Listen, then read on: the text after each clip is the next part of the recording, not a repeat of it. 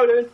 In for the last detail for Dosan, for these pattern details, and again, this is going to be a nice quick one. The last video was about 7 minutes long, it was massive. This one's going to be like a 2-minute. Okay, this is just for the turn at the end, and just a reminder that the hand techniques are different in Dosan at the end than they are to Tangun, because people always get them muddled up. Okay, so imagine we have done all of the pattern, we have done it all, done the spin, done the blocks, kicks and the double punches, those two upper blocks that people seem to think that there's a million of, and there's not, there's two, left hand, right hand. The last bit, the same as Tangun, we go rear hand, raise, backs of the hands together again. There's lots of this early on. Okay, left foot, same as Tangun, same as the middle of Dosan.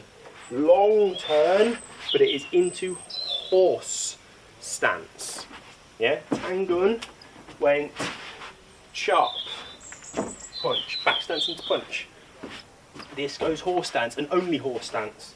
Okay, so it's here, long turn, hit my horse stance, chop, goes that way. From there, my right hand comes in, they fold, steppity step into my horse stance, chop. That's it. It's easy. So just remember, the turn is the same as Tangun, but the stance you land in is different. Horse stance, square stance, feet level with each other. Chop, look the way you're chopping.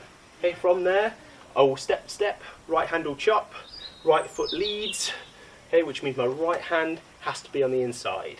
Okay, so I come in, bam, and that's the end. Easy peasy. Okay, so as long as you can differentiate between the end of Tangun and the end of Dosan, and you keep it stuck in your brain as two separate boxes of information, you will be fine. Please do not muddle them on grading day. Thanks. Have fun, stay safe.